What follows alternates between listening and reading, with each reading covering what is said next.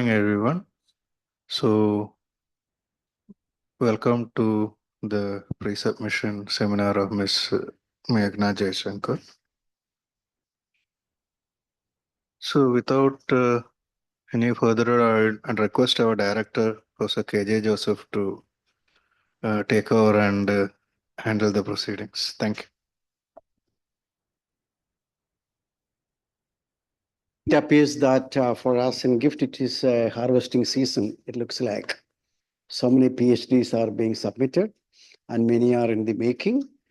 And this is exactly for which we are here. Our job is to produce as many good PhD scholars as possible right away. Somebody is right from London, somebody is already in Columbia. By those kind of indicators, if you think that is the indicators, that is also one of the, but we are all doing very well. But there is more to the indicators to add to that, and don't take unduly, okay, you are a planning board employee and all, it's all very good. We appreciate, but at the same time, be ambitious. Be ambitious, and if you are not ambitious, all our talk is going to waste. All your PhD 4 years hard work, burning midnight oil, and all the time that your supervisors and other faculty spend will be a waste if at the end of 10-year review of Gujarati Institute of Finance and Taxation, we show ourselves that, okay, we have got 10 research assistants in some place. No, that shouldn't be the case. So you should be ambitious. If you are not ambitious, and also I have another thing, next year onwards, if you are not getting out of the institute and interacting with the people who matters, in academic community, conference is all fine, that's okay. But you have to know which is the actors, which is the concerned department in the government of India, which is dealing with your work. Go and meet connection with them. Let them know that you are working. And it is important that you need to communicate and be with your peers. At the same time, it is very important that you should be communicating even before you finalize your outcome with people who are concerned with the outcome of your research, who will be the takers of your research. And if you are not interacting with such people, such people, it's very important. I must tell you that it's very important. And this year onwards, I will make it a point that every 6 monthly presentation, I'll review. I'll be very strict with asking you. You are all spending a lot of time only conference inside the campus. You should get out of the campus. And also, henceforth, when you are taking a PhD topic, you should remember that this institute has an enormous opportunity of evolving a developing country-oriented public finance. Developing country-oriented public finance cannot be and must not be playing with and living with the numbers somebody else created. You should be having a capability to go behind the numbers and learn and see the thousands of pages of human lives, human pains, human aspirations behind those numbers. That is what a developing country-oriented public finance should be good at. So these are very important. I will be keeping on telling it. And I'm very happy that it's a very important institute, important day for the institute. Pre-submission seminar by Meghna. Meghna, incidentally, I remember her interview. He came with a topic. I was very fascinated with the topic. But I often tell my students that if you are going to do a topic by which you have come, and if you have not changed that topic as a result of your coursework, then your faculty is not good. Because the purpose of the faculty is to transform you, change you from your thought process, from what you brought, and you should be coming with change. So she has changed from that topic to something very wonderful, timely topic on what is called the crypto decentralized finance.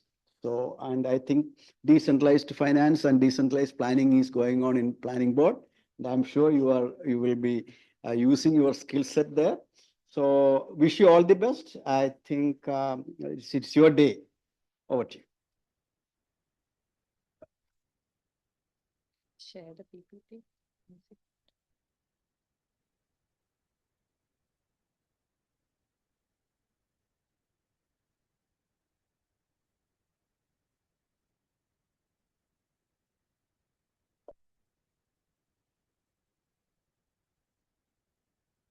Okay.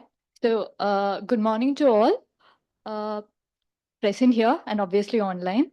So, the title of my thesis is The Dynamics of the Decentralized Financial System, Informational Efficiency, Interconnections, and Systemic Risk.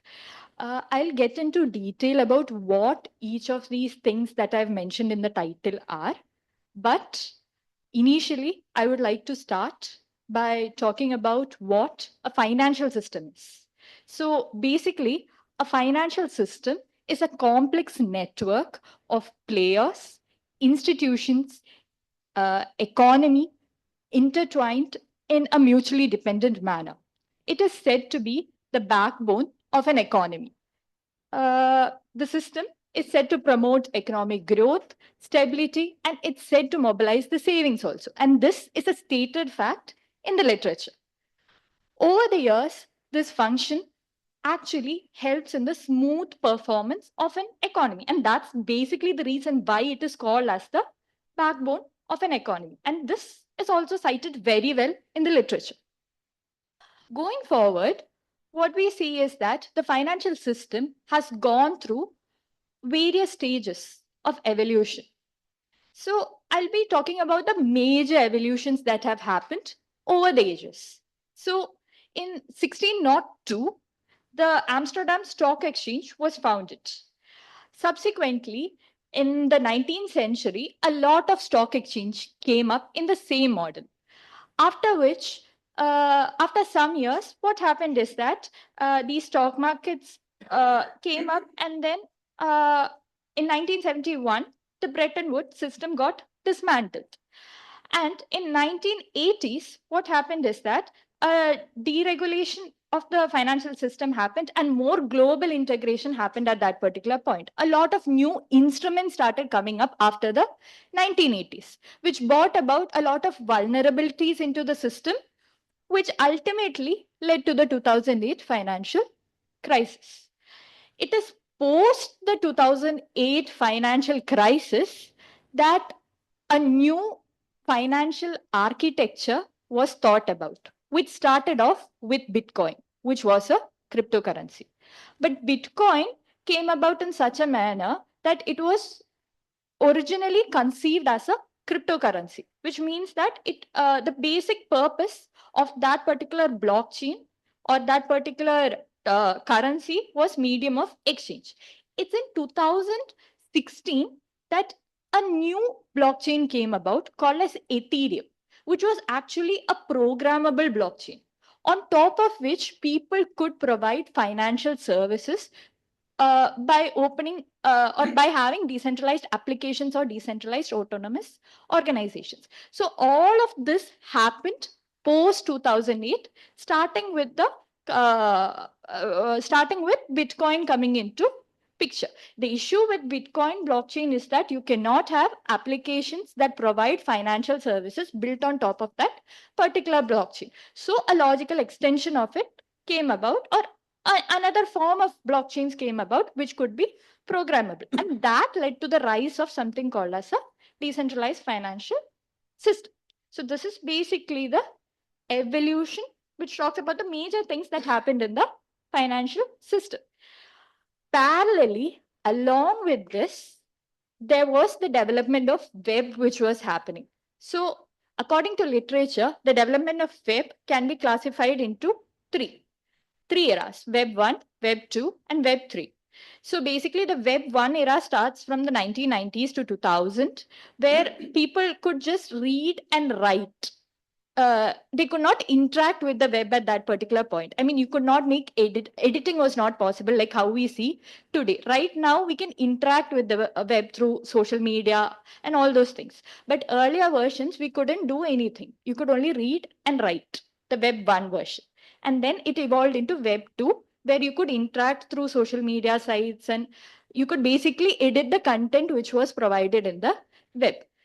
Then came Web 3, which was more of a decentralized blockchain based format of the web, where which basically led into the idea of the decentralized financial system. So parallelly along with the financial system, this web also has been developing. So this is basically how the decentralized financial system has come about. So what we are trying to say is that for the first time, we are seeing two kinds of architectures basically. One is centralized based and the other one is blockchain based. We agree that the size of TradFi is still higher, and obviously DeFi is not going to overtake it at any point. But what we are stating right now is that currently in the financial system, there are two architectures involved. One is the traditional financial and the other one is decentralized financial. So in the decentralized financial system, the whole system is run about through blockchains. I'm keeping on repeating the word blockchains. I know a lot of you must have forgotten at this point what a blockchain means. So basically, a blockchain is a digital distributed ledger that basically stores transactions in blocks. So the advantage of such a distributed ledger is that everyone in the network gets an idea about what is stored, and also it is transparent and you cannot make changes in it. Any one person cannot make changes in it. So that is basically said to be the advantage of a blockchain system. While in a centralized system, all of this is centralized. So there are possibilities of manipulation happening in a centralized system, and it is basically a regulated board, a regulated system with a lot of intermediaries involved. While a traditional system, instead, while a decentralized financial system has intermediaries, but in the form of code. So basically, there are no human intermediaries involved in a decentralized financial system. While in a traditional financial system, you have human intermediaries. Now, in a decentralized financial system, all those services which are provided in a traditional financial system are there, which are provided through various applications and various decentralized autonomous organizations are providing these services.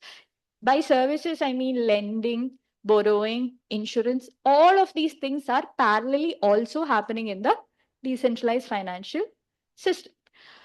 So basically, another major distinction between the traditional financial system and the decentralized financial system is that in a traditional financial system, the medium of exchange is fiat currency. While in a decentralized financial system, there is space only for cryptocurrencies. Whatever lending, borrowing, whatever I said, it is happening through cryptocurrencies. There is no scope for fiat currencies in this particular system. So, uh,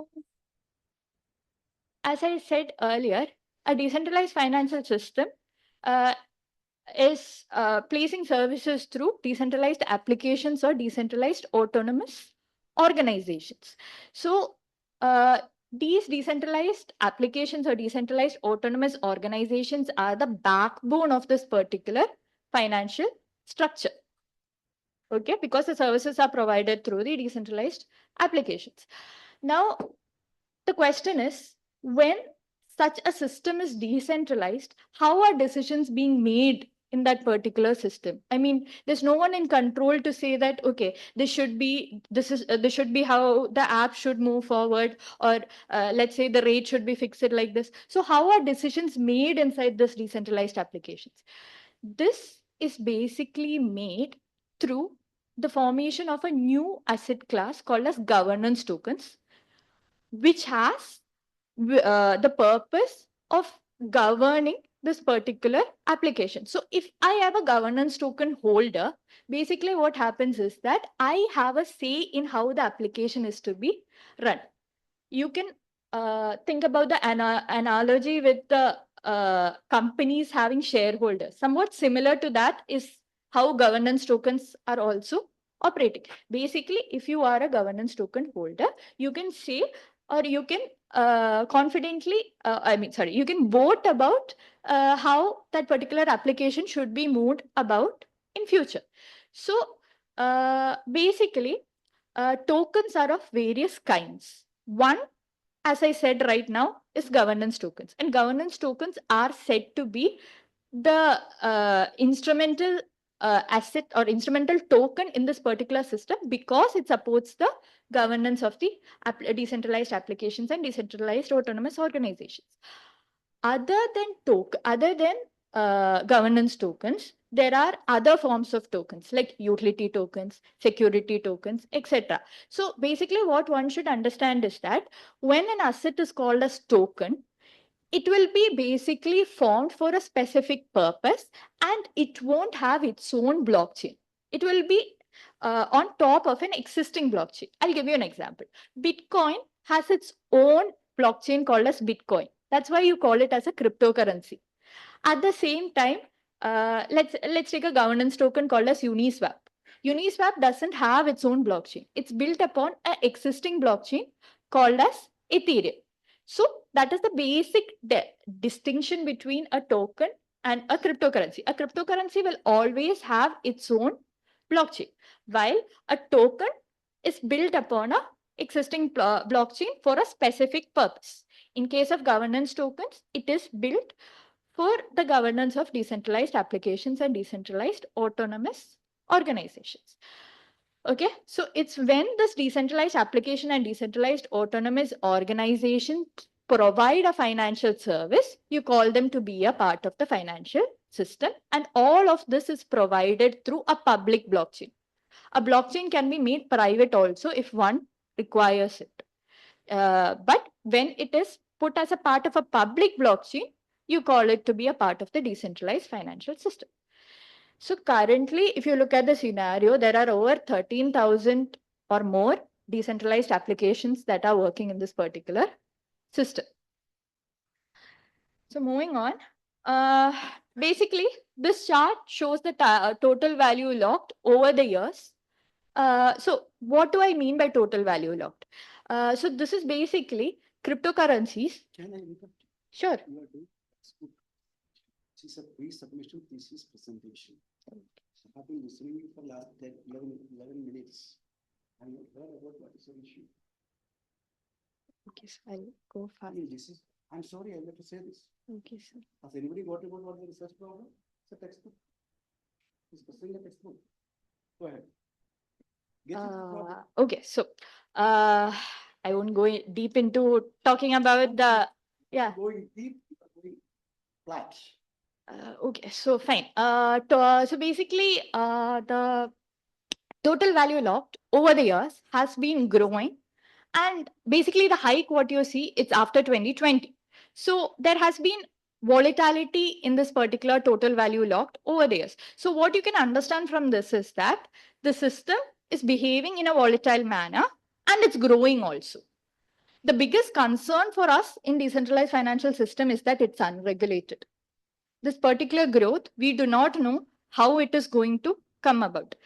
Specifically, I'll tell you the problem is that right now, currently, as per the literature and various reports, what we are seeing is that the decentralized financial system and the traditional financial system are getting integrated through various channels. One of the biggest channels what they're talking about is real world assets getting tokenized and being sold in the decentralized financial system. That is like, for example, stocks of a company. Some stocks, what they're doing is that they're selling it in the traditional market and they're selling the tokenized version also in the decentralized financial market. So a lot of integration is happening on that front. Also stable coins, a new sort of cryptocurrency that basically pegs its assets to the traditional assets, they are also coming up. So basically, according to a lot of literature, what we have seen is that this integration is going as days are passing by, is growing as days are passing by, along with which the lines between DeFi and TradFi are blurring out. So that brings about a concern for us because this particular system is unregulated. And basically, it is a part of the financial system. It is a subsystem within the financial system. So it could have its own implications on the financial stability. And that is our main problem. What is the problem? Stability, yes. We are rooting it into stability because this is basically growing in a fast, volatile manner, and Okay, also. change, Vidhi. Uh, Continue. I should not stop you, but yeah. Speaking English is not research. okay, fine. You are speaking good English. That's not research. Please. Okay. Okay.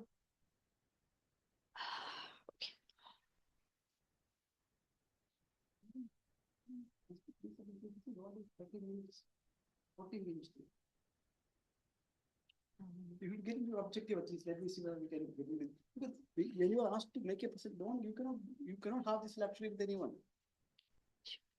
This is means problem is not complicated, made it palatable, clear to everyone. Has anybody got what the problem here? Has anyone got? Please tell me. Hmm? Please, any of your colleagues. എനിക്ക് മനസ്സിലായില്ല. I'm not able to understand. I'm breaking my head. Valid point. I think, sir, this is a topic which nobody knows about it. So it was like, Everybody has been talking here. No? yeah, I understand what you're telling, sir. But then I think this much of a context setting should be relevant. And So then, you can actually, okay, you go ahead. I think I don't want to interrupt you, but you go ahead. But because this presentation, this should be 30 minutes, 40 minutes. You should be able to tell your story. The problem will be start at 10, 15 minutes time. Already now, 11:25, 11:11 you started. I'm waiting for the problem to see what is the objective at least. Go ahead. So, I was talking about the total value locked. So, yeah.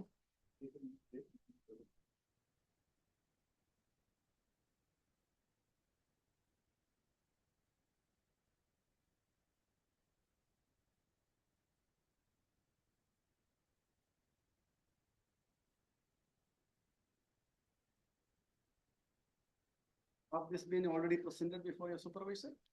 You already done it? Yes. Okay, go ahead. So, this chart shows the total value locked in US dollars across various protocols.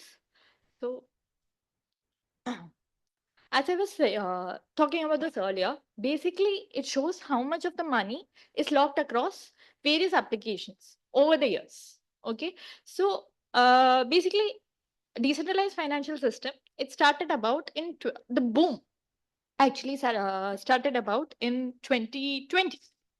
So after which there has been a peak in 2022, and then you can see there has been dips, there has been hikes. So basically the system is volatile, and this TVL is said to be the proxy of the growth of this decentralized financial system. So in this growth, what you can see is that it is basically volatile. Okay.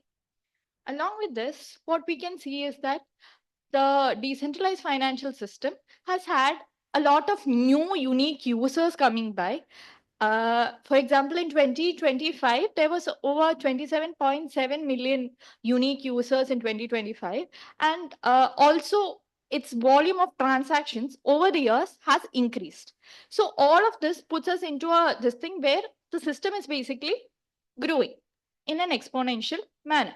But what one has to understand is that it is not free from risks. New sets of risks are coming about inside the system, which can basically hinder the financial stability. And that is basically the last point that is written over there. Over 3.1 billion is stolen from DeFi protocols in 2022 alone. So basically, what I'm trying to say over here is that the system is growing and the system is built in a different architecture altogether. And that has brought about some new sets of risk which can basically hinder the financial stability of the financial system. So this is just a graph showing how, as I said earlier, a lot of tokens are a lot of assets are getting tokenized and being put into the system. So this is basically showing their growth over years, how various assets have been tokenized. So all of this shows that TradFi and DeFi are actually integrating also. So moving on, maintaining the stability of the financial system is a major concern in the financial literature. And literature has approached this problem largely through three interrelated lenses: informational efficiency, rooted in the efficient market hypothesis of pharma; interconnectedness; and systemic risk. So this is how the stability has been looked about through the literature. Now, DeFi is seen and hypothesized as an emerging subsystem of the financial system. So based on this, the study builds on the tradition by examining these three dimensions in the context of DeFi's growth and DeFi's growing integration with traditional finance. So basically, we are looking at the concern of stability through three lenses or through three vantage points, which is information efficiency, interconnectedness, and systemic risk. Now, efficiency in the market. So this concept was put forward by Eugene Fama in 1965. And basically, there are three types of efficiency in the market. There's weak form, there's semi-strong form, and there's strong form. So basically, the weak form, what it says is that prices already reflect the past information. So by studying the past information or by studying the past data, you cannot gather any new information. So no new predictions can be made by looking at the past data.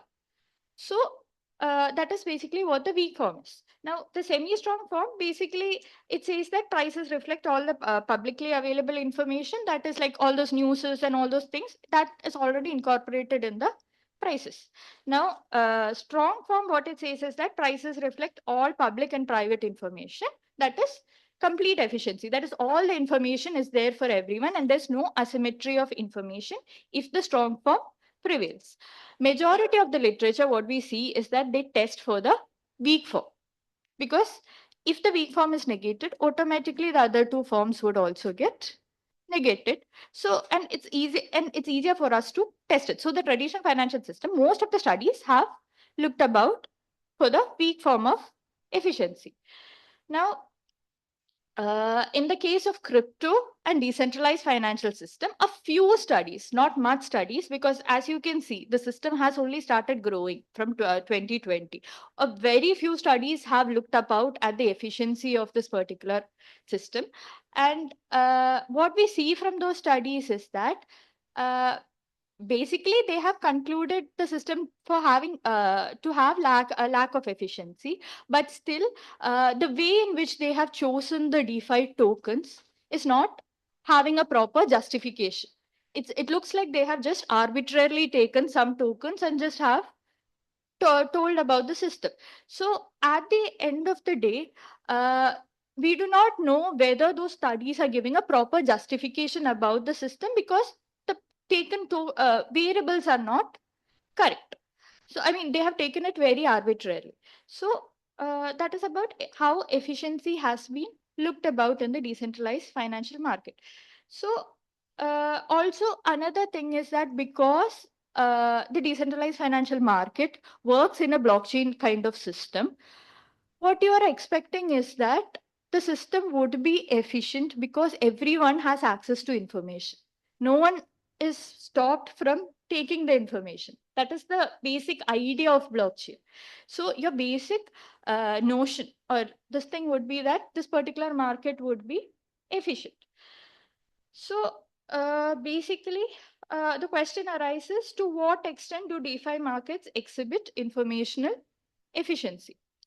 Now, what Eugene Fama put about was a very static form of efficiency. That is, it was looking at it from a particular point. But what if this is actually a time varying concept? That was looked after by the adaptive market hypothesis, which was put forward by Law in 2004. So we are basically looking at to what extent the DeFi markets exhibit informational efficiency in the first vantage point.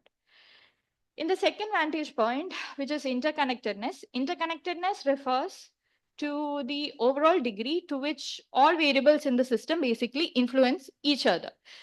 And through spillovers. And basically a spillover is the effect of the shock in one variable over other variable.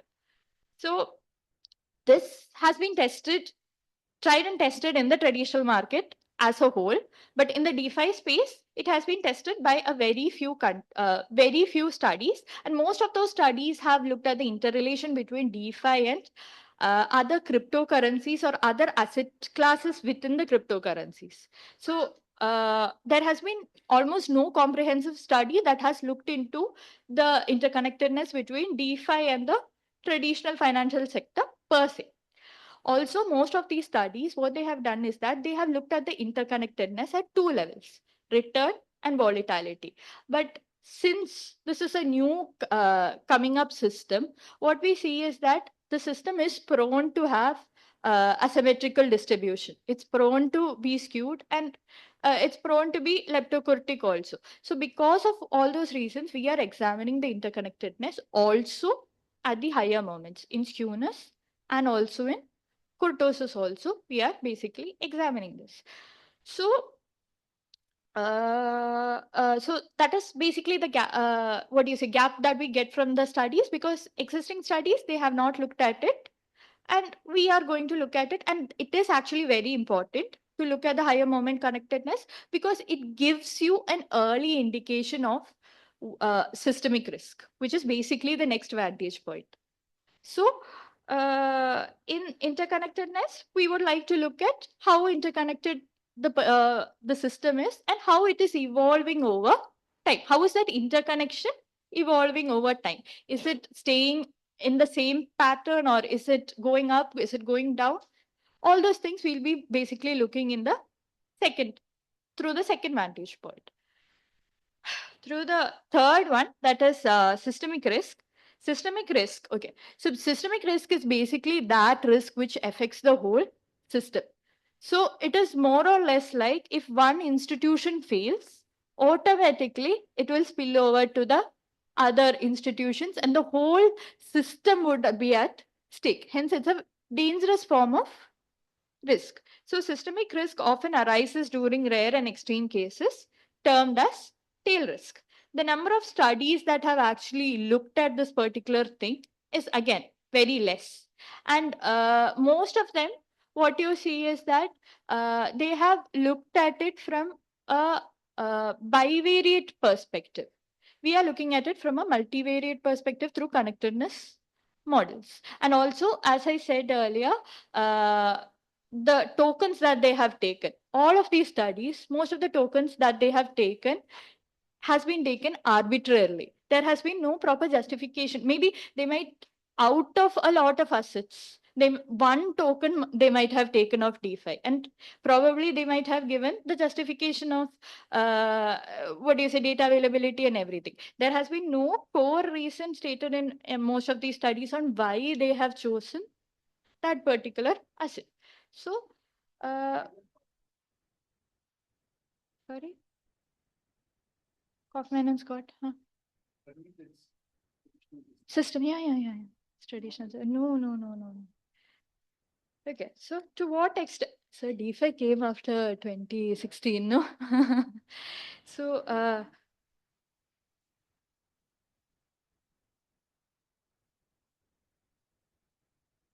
2022. Which one? Before that, that is for cryptocurrencies. It's crypto and DeFi literature together. So, basically from this, we gather the question: to what extent does DeFi contribute to the systemic risk? So, based on all of this, we form our three objectives, which is to analyze the time varying nature of the weak form of informational efficiency in decentralized financial system, to examine the extent and evolution of market interconnections between DeFi governance tokens and major assets of the financial system, and to evaluate the contribution of DeFi to systemic risk and to assess its implications for the stability of the broader financial system. So these are our three objectives based on our three vantage points. So this is placed in the thesis in such a format. The first chapter will have the introduction. The second chapter, the changing landscape of financial systems, the emergence of DeFi. The third chapter, which addresses our first objective, is titled Evolving Efficiency, a time-varying analysis of weak form of market efficiency in the decentralized financial system. The fourth one, the fourth chapter, exploring the higher order interconnectedness between DeFi and other major assets. Fifth one, tail risks, spillovers, and systemic vulnerabilities between DeFi and major financial assets. And our last chapter would be the conclusion. So moving on, as I said, our first objective is to analyze the time varying nature of weak form of informational efficiency in a decentralized financial system. So when you look at the literature, what you find is that efficiency cannot be told about through just taking one test. You require a battery of tests to basically state whether a market is efficient or not. So we have followed the same principle. We have taken each test for testing this basic thing, and each test actually captures a dimension which the other test has not captured earlier. So basically, it's not repetition of the same thing. We are basically capturing something new which the other test has not captured. But the basic thing is that it's capturing efficiency itself. So for yeah, I will go through. So the first method that you can see is the Chow-Denning variance ratio test and joint rank and sign test, which are actually variance ratio tests. Efficiency here. The context was asked efficiency. We see differently in different contexts. In your DeFi framework, what do you mean by efficiency?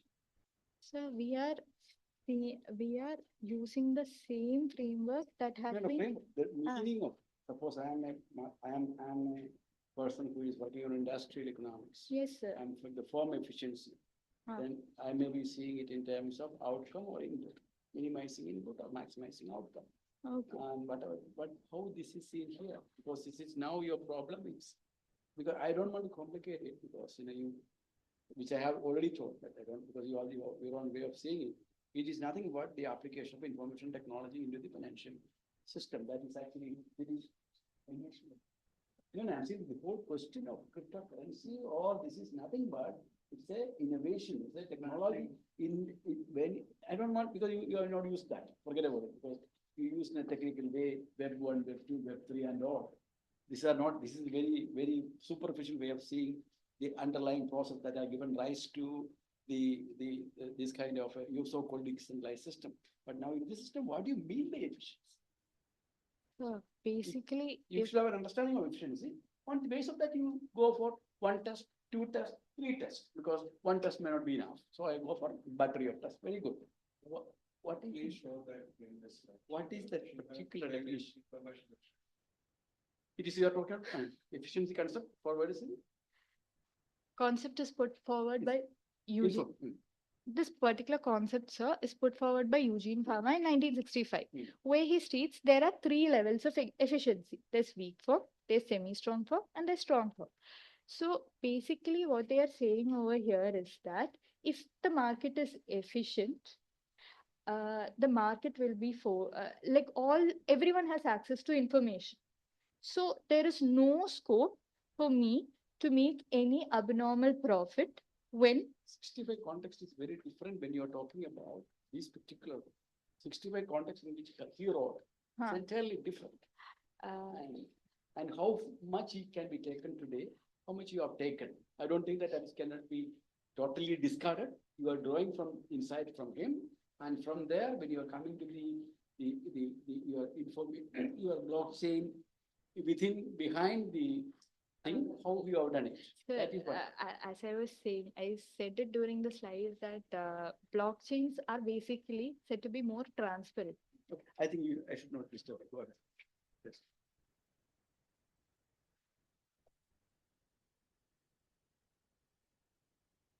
So as I was saying, we have used a battery of tests for testing the particular form of efficiency. Chow-Denning and joint rank and sign test are basically variance ratio tests. Hurst exponent is used for testing something called as long memory. I'll get into what long memory is when I'm explaining the particular thing. Then we have used MFDFA for capturing multifractality. I'll explain in detail what multifractality is as we are explaining the method. And then for looking at how the system, whether the system is evolving with efficiency in a dynamic manner. That is, whether efficiency at different time points is different. To test that, we have used the rolling first order autocorrelation. The first two tests that I told, it won't capture that. It will look at efficiency only at a particular point.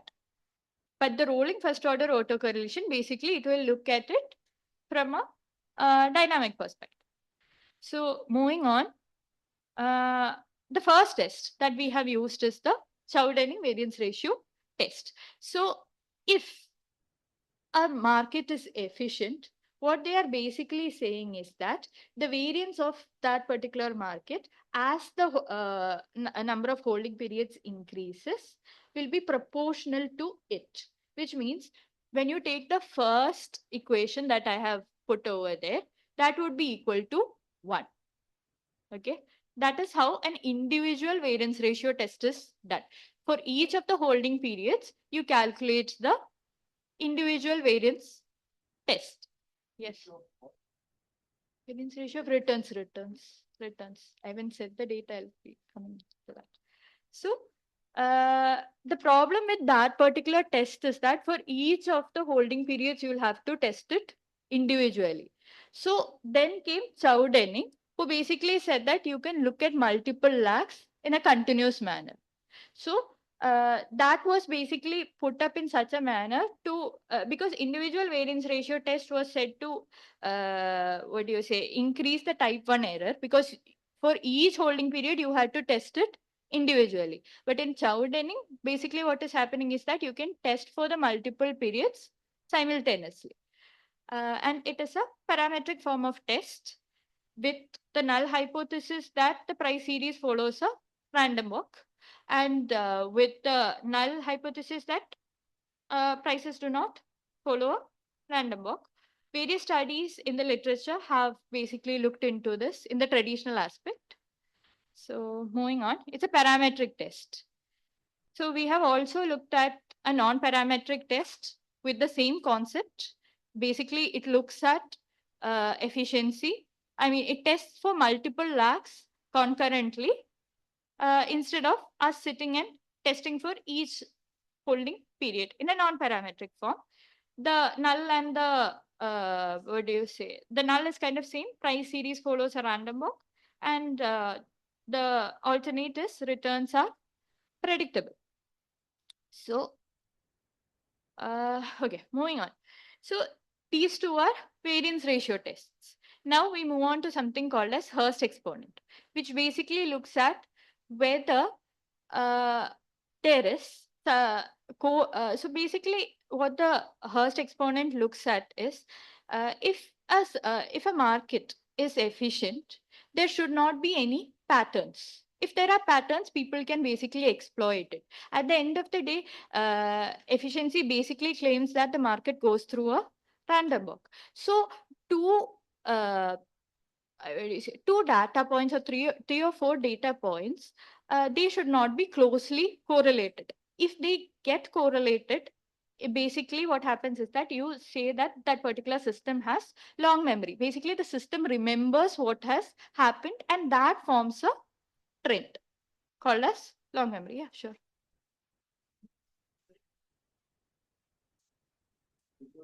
Yeah, yeah.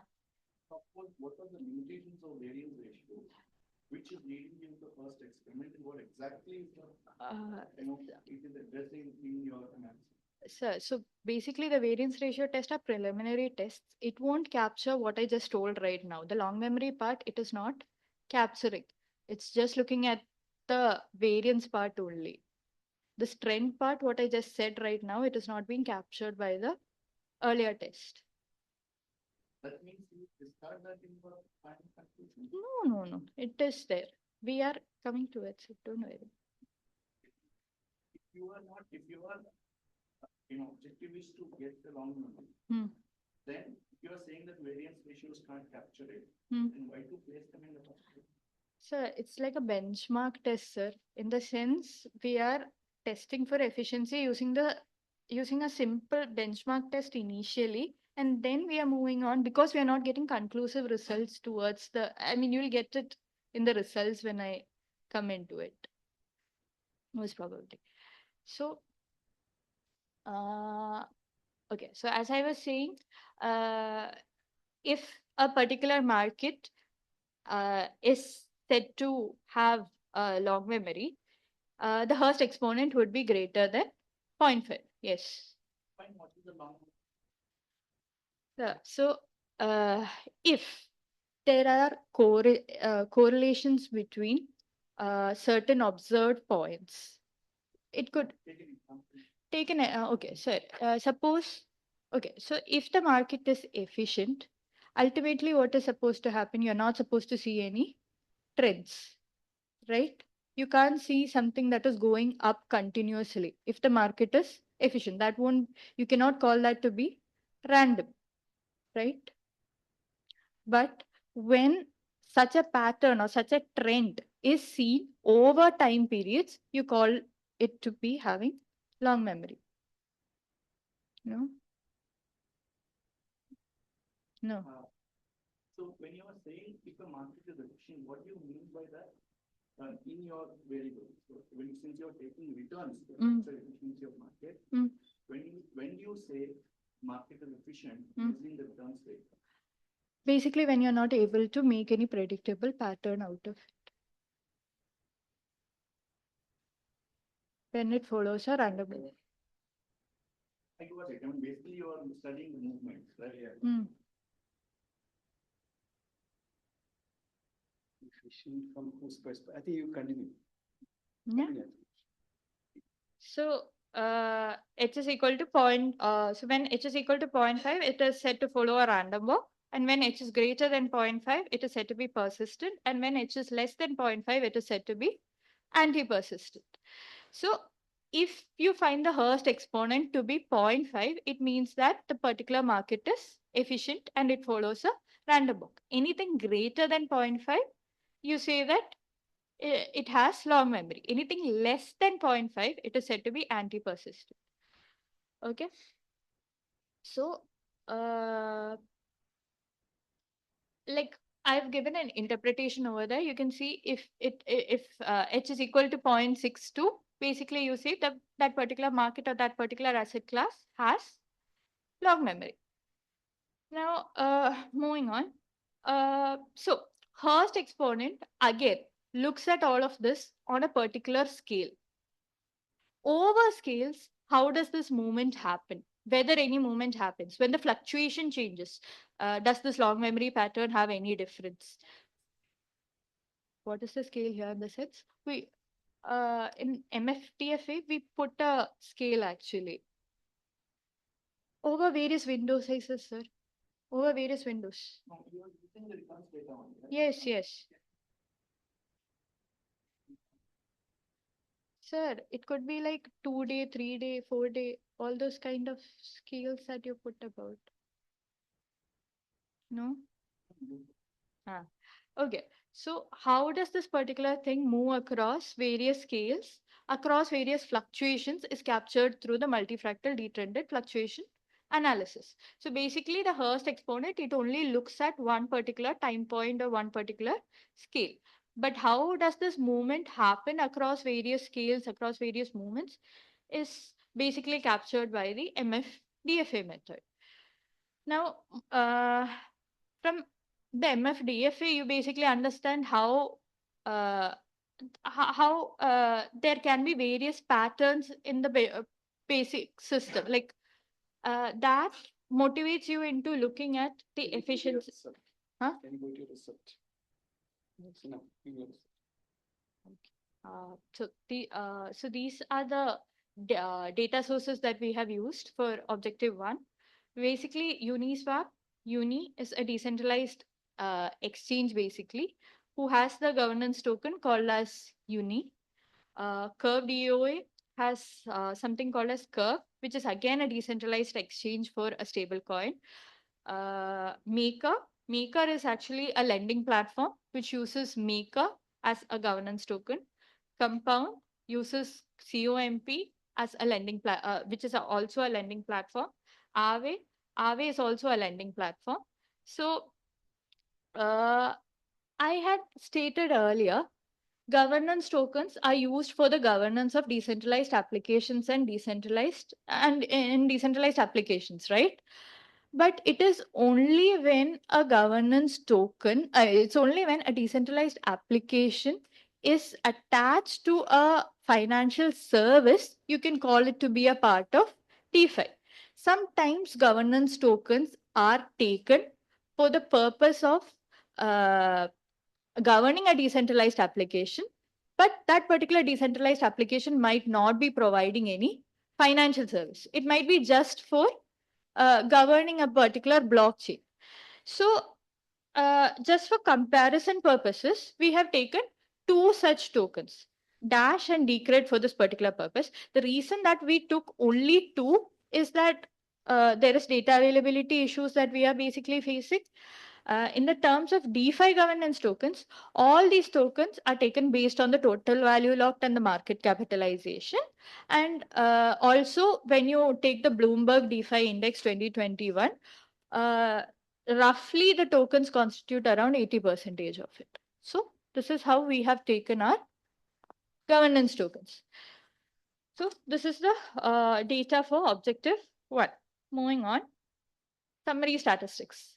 So this is basically the summary statistics. What you can see is that none of the tokens are basically normal through the JB test. What you understand is that none of the tokens have a normal distribution. The distribution is skewed, leptokurtic. It's skewed because you can see there's a deviation from 0, and basically the kurtosis is greater than 3, which makes it leptokurtic. So the system basically is skewed and is having, yes. Basically, sir, the whole analysis is done on returns.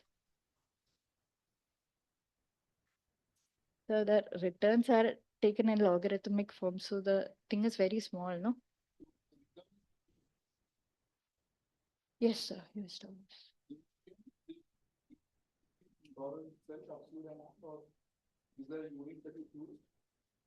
In dollar, yeah. And trillions, yes. Then the log of it is so low, it can't be. If you just take it.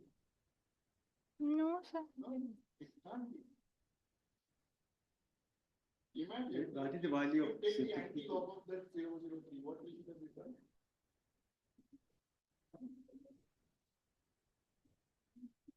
Can you return? What do you think about? What kind of return is given here? No, No. no, it's not possible. It's basically log. We'll check those numbers. We'll check those numbers. See, anti-log of 0.003 is less than $1, no? Uni might have that much only, you know. It's like $1. That is the return. It will be like 1.000 something.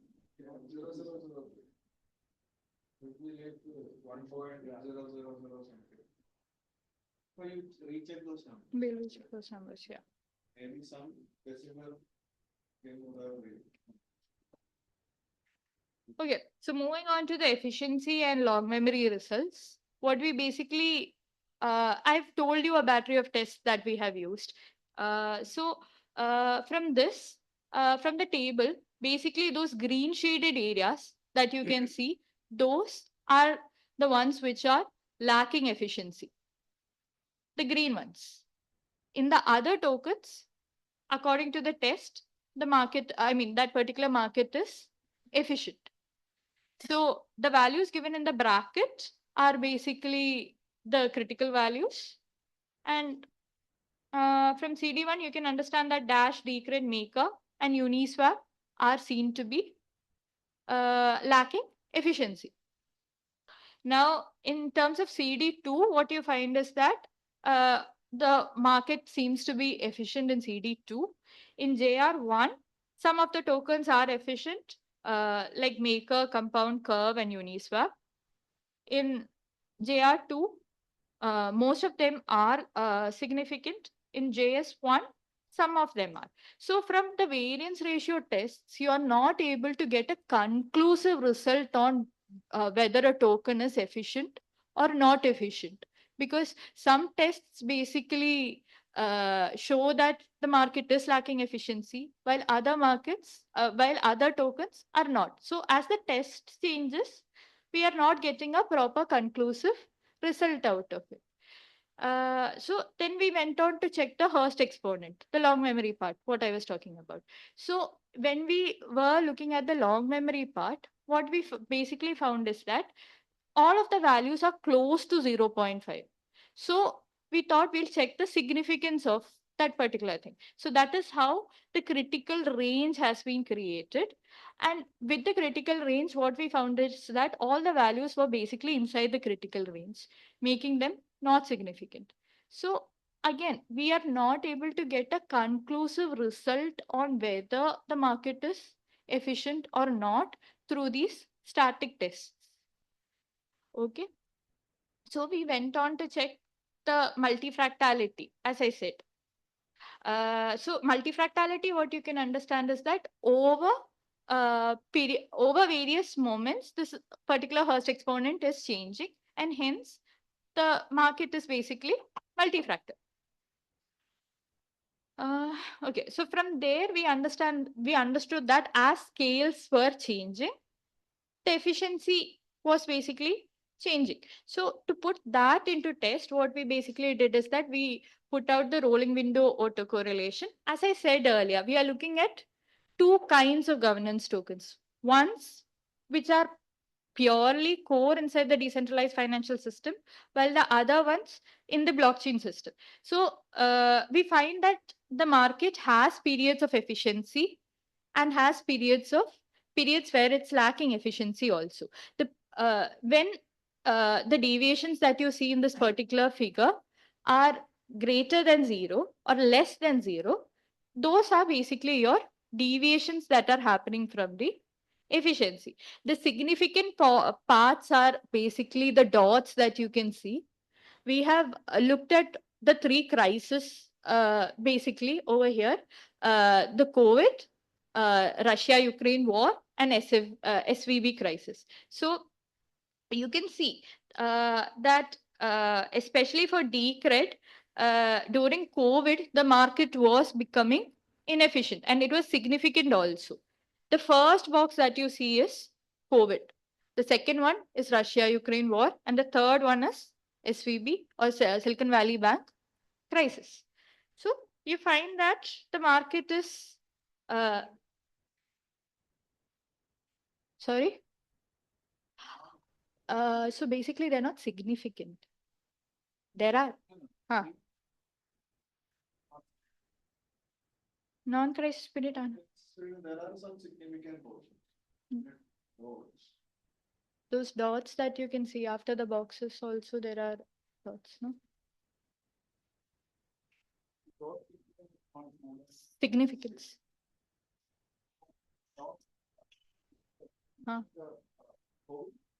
During the COVID, basically the system was going inefficient. So this rolling order autocorrelation has a range between 0 to 1. So any deviation that you see from 0 basically indicates inefficiency. Okay, so but all those points you cannot call them to be significant. So the significant points are marked up. Efficient and significant. Yes. Efficient and significant. Yes. Efficient, not significant, inefficient, not significant. These are the categories that we have. Sorry, once more. So you were saying that the dot represents significant. Yes. Correct? Yes. So when it is lower than 0, what does it mean? Inefficient, but it's not significant. Yes. answer. Yes. Inefficient market. Yes. But Not significant. efficient market. Yes. Not Yes. Yes. Yes. Yes. Yes. Yes. Yes. There are 4 categories. So, basically, you can see a lot of significant points in decred compared to dash actually, when you look at it. Now,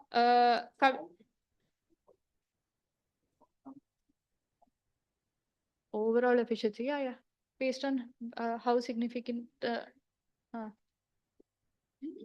are saying there is episodes of. yes, yes, yes, yes, yes. And The market is dynamic as per adaptive market hypothesis. There are bouts of, we have empirically shown. any market will be, okay, do you expect any financial market?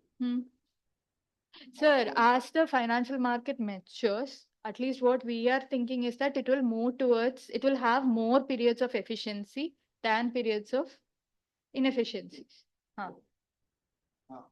Yes. Expect. Now, see, there are things. Now, look at what is happening currently.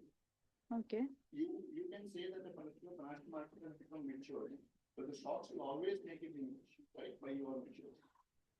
It would make it efficient, but the deviations would be inefficient. But the rate at which it would be coming back into efficiency would be probably be faster than in this particular. Do you see that here? No, actually, the point of it reaching 0 is very less, no? So this is the case of blockchain governance tokens. Now, when we are speaking about DeFi governance tokens, the same scenario, we can see that compared to those blockchain governance tokens over here, the periods which are significant are actually lesser. Compound curve, yeah, curve actually has, sir. Curve has compared to compound. So, You have any explanation for that? Explanation why? So then, can you go back in the previous slide? You have a very good point as compared to the next slide, where you have much higher number of significant points. higher. So in the previous slide, the number of significant points were higher, right? No, sir. Look at decred. It's more concentrated over there, no?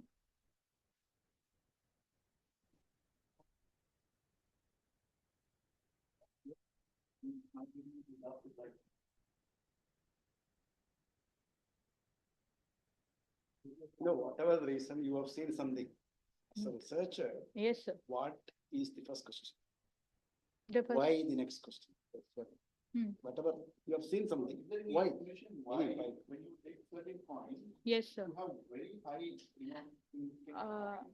compared to other points. When what you're talking about are down. Yes, sir. So that actually we'll have to look at the investor concentration for this particular thing, like how the investors are concentrated. That could basically make a difference in how At the least you acknowledge as a researcher, there are certain basic principles in research that you, as a scholar, anybody reading your thesis will be expecting certain things. Okay, this is you have done with great effort. Now, naturally, if somebody question asks, why? At least if you are not answering, you say it as a future area of inquiry. This is beyond the scope of the chapter. At least you should say that. what else? So, sir, there are various determinants, as you said, which might be bringing about this change. We have not gone in detail into looking at those determinants. Ideally, next chapter should be dealing with that. Logically and totally, that's what I thought your objective is totally disconnected. Not instead of going in depth into one problem, you are going and spread. Thesis is not something which is talking too much about one thing. In flat terms, going in depth.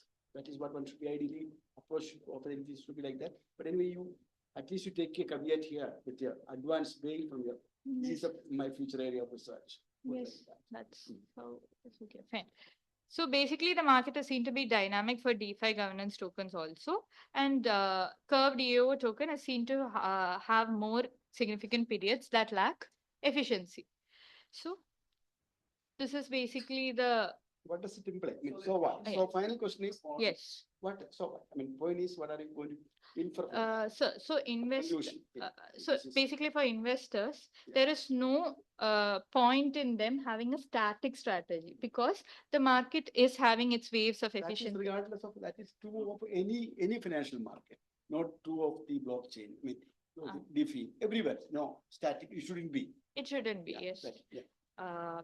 So over here we have shown that empirically also that this should be the thing and it should be So it repeats. So the point is that it repeats, regardless of the new architecture. something which is new came in the 21st century innovation. Yes. Some of the conventional characteristics of the financial market. Yes. In our analysis, we find getting repeated. Yes, sir. Yes. Is it something like that? Yes, sir. Then Yes. you say that, okay, regardless of that, that could be a conclusion. So what Yeah. you take away from the hard work that you have done. Yes. Sir. Something like that. I don't know. Think about Yes, sir. Just one second. Yeah, I'm sure. So that means, see, Yes, sir. what you are trying to say from this chapter, if I understand correctly, is that Yes. efficiency of the market Yes. is contingent upon the type of coins you are, tokens you are using. Yes, yes. Then how do you interpret for a market? How do you interpret When we it? say based on this, the number of tokens that you consider, Yes, sir. when we say market is weakly efficient or strongly efficient. In static sense, we No, cannot. even in for the, even for, I want to follow it in static. Okay. To Adaptive. Because you said that static will not be Yeah. going up what you wanted to capture, long memory and all. Yeah, yeah. Okay, now even for that, you Yes, look sir. at this, then say that you have certain type, so basically type of tokens are determining your efficiency. Yes, Right. sir. Yes. Now, from here, can you infer for a market? Because it is then not market, it's just the token that plays over the role. So maybe that is market. You know, in the initial stage, because she has also this particular tokens to represent the market. True, that's why when the if their tokens are supposed to represent and each token is behaving differently, then you cannot go and influence the market.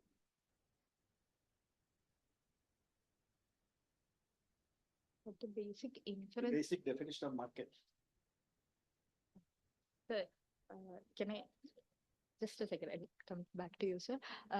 What I was trying to say is that these governance tokens are actually proxying. As sir said, we are proxying that particular market. And what we are seeing is that we are not seeing any huge deviation of the market being not adaptive, right? At the end of the day, that is there. The intricacies, as you asked, why is this varying? That it's true. We have not addressed it, and we are planning on addressing it in the future. Okay. Can you draw it for market? Because it is basically a function of type of token that you're using.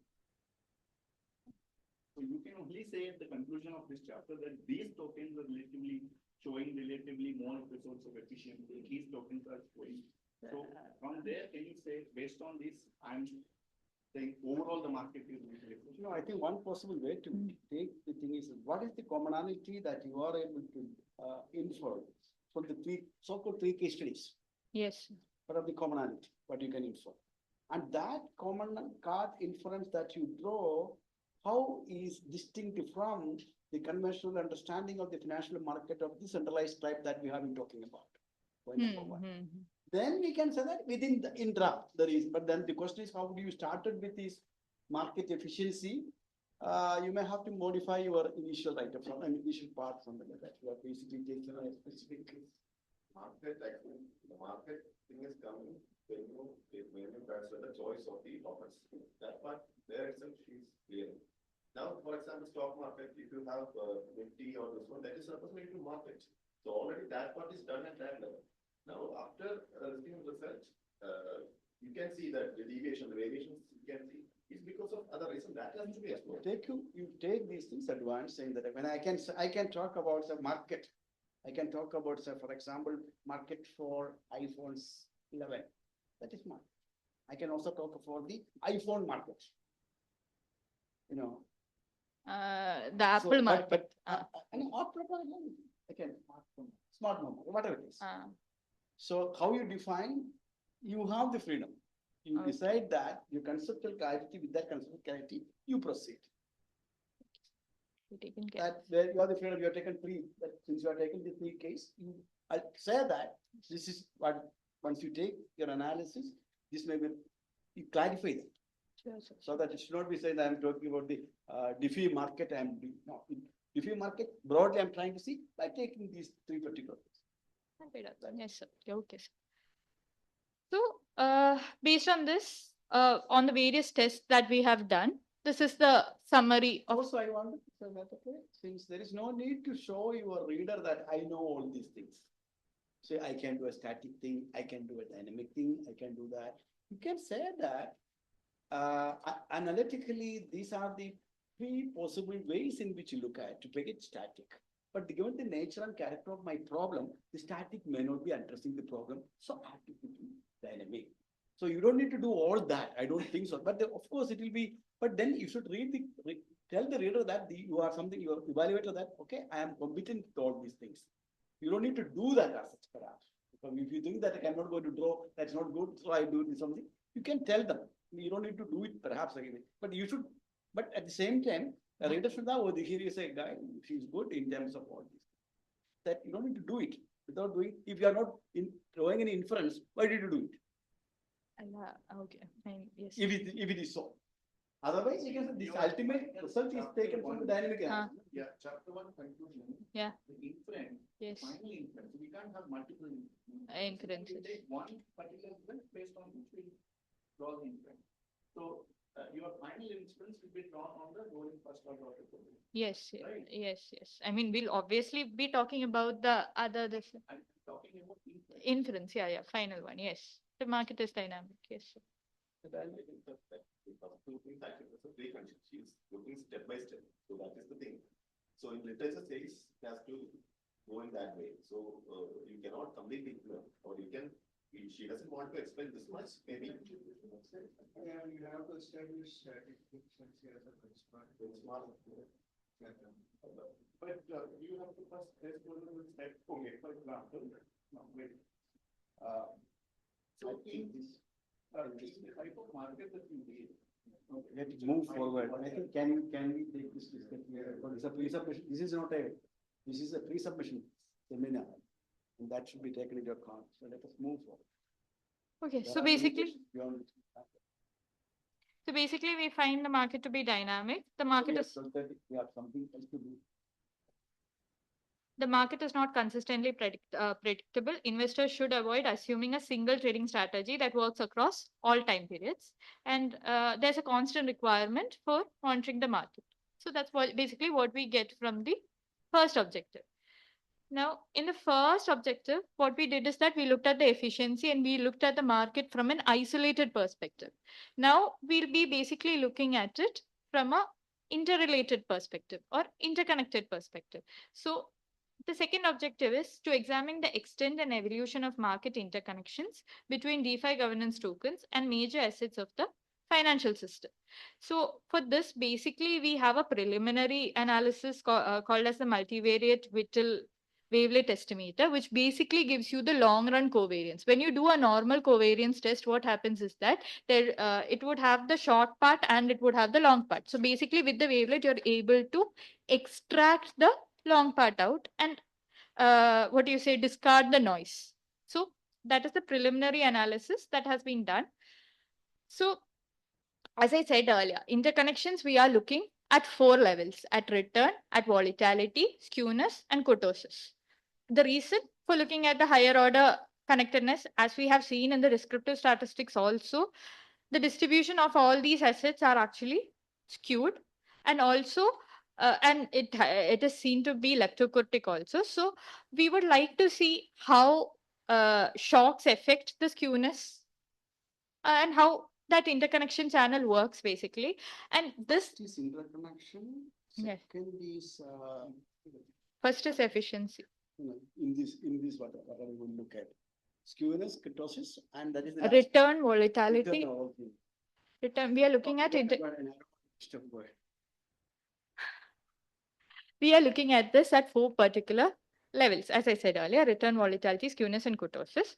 So why are we looking at the higher order connectedness? As I said earlier, also it is said to be a precondition to systemic risk. Like if you find the higher order connectedness, a moderate higher order connectedness, what I mean is the skewness and the kurtosis connectedness. If you find connectedness in that particular level, it is said to be an indication of systemic risk. So it's also a preemption into the next vantage point. So, we have done connectedness using something called as Lassover. So I won't take much time and explain the methods because we are lacking time. These are the data sources that we have used. The data sources are similar for Objective 2 and Objective 3. We have chosen governance tokens. The governance tokens are the same as we have used in Objective 1, the ones which are used for DeFi. As a representative of the cryptocurrency market, we have chosen Bitcoin. As a representative of the metal market, Bitcoin. Bitcoin, what in Bitcoin? What is the volume of trade? The returns. The whole analysis is done with returns. So in metal market, we have taken gold. In energy market, we have taken crude. And in stock market, we have taken returns in all these markets. Returns in all these markets. So this is basically this, the study period is given below. And stock market, there are different ways of defining return also. Okay, go ahead.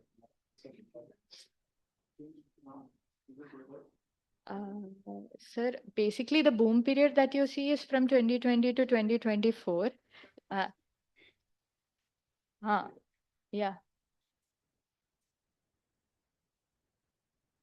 No. Maybe the ending part has changed. Yes. So this is the first preliminary analysis that we had done. What I said earlier, the covariance part, the long run covariance part, which is we have taken through wavelet. So the darker it gets, the blue or violet colors that you can see over those 4 panels. One is looking at how DeFi token is related with gold. One is looking at how DeFi tokens are related with Bitcoin. One is looking at how DeFi tokens are related with crude, and the other one is looking at how DeFi is related with dove. So basically, from this you get a covariance structure. As I said, the darker blue shades or the darker lavender shades basically show a higher rate of covariance, while the lighter shades, the green shades or the white shades show lesser covariance. So you can see that DeFi tokens, as we had thought about, has higher covariance with Bitcoin. In terms of other assets, what you basically see is that it is less. In terms of other traditional assets, the covariance is actually less, but with Bitcoin, it is relatively higher. In this particular graph, the diagonal part that you can see is its own variance. Okay, so this is basically the covariance plot that we have. Okay, so as I said earlier, connectedness has been looked at through 4 levels: return, volatility, kurtosis, skewness, and kurtosis. I'll not be showing the static table of 4 of these things. Instead, I'll be taking kurtosis and explaining it to you. In terms of return, volatility, and skewness, also we have similar tables put up. Return has the highest total connectivity index. Over here, I'm showing kurtosis basically. I'll tell you how to read the table. So basically, the row values show how much shocks a particular asset is getting from other particular tokens. The total value that you can see, that is that 34.34, basically indicates the shocks that BTC is getting from tokens such as crude, dove, gold, Aave, Uni, Curve, Compound, and Maker in terms of its kurtosis. So but its own shock is influencing its kurtosis by 65.66%. So all of this is basically what do you say, standardized into 100% basically. So if you total the from, that is its own shock, and the from part, basically you get it to be 100. Now similarly, when you look at the column portion, you see the how much these assets are giving to other assets. For example, how much shock assets, how much shock Bitcoin is giving to the other following assets. That is shown as 26.26 in that particular this thing. So basically, when you total the from and the to, you get a value. When that is this 347.37. When you divide that value with the total number of assets, you get the total connectivity index, which is 38.60, which basically means that the system is connected in the kurtosis level in a moderate manner. It is higher around 50% when you looked at the return. In volatility, it was coming a bit more less, around 40. Can you tell me in Yes. English, just for the sake of an understanding? For Yes, example, sir. it can be leptocritic or whatever critic. Yes, sir. And you are trying to see interconnectedness of the kurtosis with the gold, whatever. Yes, What does sir. it mean? What actually Sir, it mean? I mean, basic- I'm trying to understand what does it mean. Sir, so how do shocks basically get transmitted into the distribution is what we are trying to see.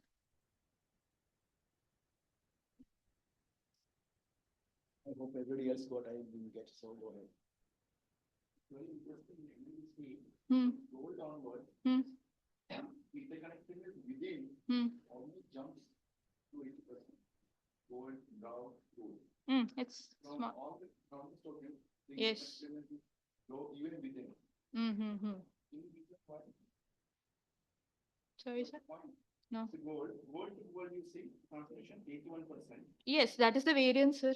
That is its own shocks. Yes. Yes. Shocks are explained. Yes, 81%. yes, yes, For Dow also just see 84%. yes, Gold for crude 82%. yes, sir. So that is on average 8% of variance within. With it, yes. But whereas you look at marker and so on, it's almost ranging between 40 to 50%. Mm-hmm. So the decentralized financial system is basically an interrelated system, no? So from within, their shocks would be a bit more higher, right? Because the system is no.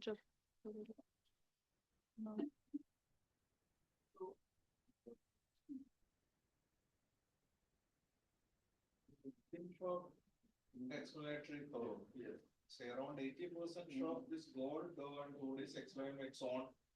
But others is Whereas different. only for this cryptos, it's only 50 to 60% onshore. Rest is coming from the outside. So why is its shock? Yeah, and what is the largely research? So It's okay. You don't have to think. Just go ahead. So, Okay. So we also have the net values for it, which basically, if it's negative, it means that it's a net receiver, and if it's positive, it is a net transmitter. So in case of the traditional assets, that is gold, dove, and crude, you find them to be net receivers. Bitcoin is seen to also be a net receiver, while some of the governance tokens that we have seen, especially compound, is seen to be a net transmitter. So when the values are positive, it is a transmitter, and when it's negative, it is a receiver. But this is again in a static form. We are curious to know whether this total connectivity index changes over time. And for that, we use the dynamic analysis basically. So the red line that you see over there is basically the model free connectedness that we have estimated. That is basically done so to make sure that what we have looked at is not specific to any model. I mean, the results that we have got it is not due to the model that, I mean, largely whatever model you take, most probably this would be the TCI. So it's like a robustness check, the red line. The last over one is the one which you see in black and color. So basically the diagram is divided into 4 panels, A, B, and C, D. A shows the total connectivity index of returns over time. B shows how total connectivity index of volatility has moved over time. C shows how the total connectivity index of skewness has moved over time. And D has shown how kurtosis has moved over time. So basically what you see is that over time, in terms of return, it is return connectedness is somewhat high, but it is stable. At the same time, volatility, skewness, and kurtosis, what you see is that there are fluctuations that are happening over time periods. As the periods change, the total connectivity index is also having fluctuations. So the assets interconnections are changing as time changes by. It's getting exacerbated during time of crisis in some of the levels, while uh, what do you say, at some points it is going low also according to this thing.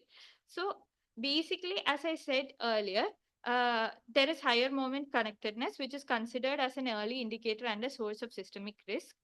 This is an indication that investors should not look at the system in isolation, as DeFi is integrated with the major financial assets modestly. So investors should not look at it from a isolated sense. Instead, they should look at it from a integrated perspective. So moving on, we find that assets are moderately interconnected across all 4 moments: return, volatility, skewness, and kurtosis, both in the dynamic and in the static sense. It is seen that in some moments during crisis, the TCI tends to peak, which means that during crisis, they tend to send or receive, hence not making these assets as such as a good diversifier. Similar to the previous objective, we reiterate that there is a constant need for monitoring, and especially not in isolation. It should be looked from an interconnected perspective, because we are seeing connectedness. We are seeing that the system is getting integrated even over time at various levels. So moving on to the last objective, it is to evaluate the contribution of DeFi to systemic risk and to assess its implications for the stability of the broader financial system. So basically, we have modeled this risk using GJR Garch based value at risk, and that risk connectedness we have looked using the Lassover model. Lassover model is the model which we have used in the previous objective also. So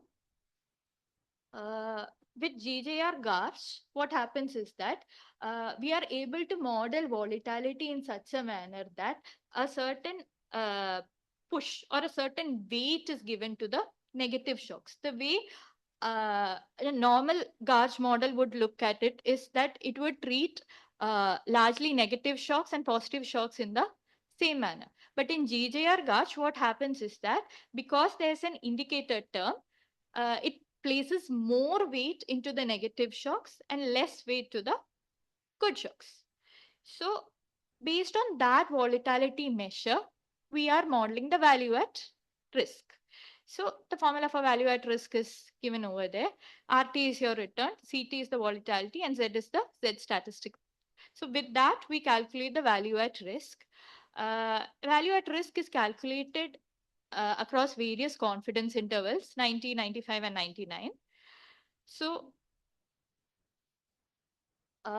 this is the this is the static connectedness table.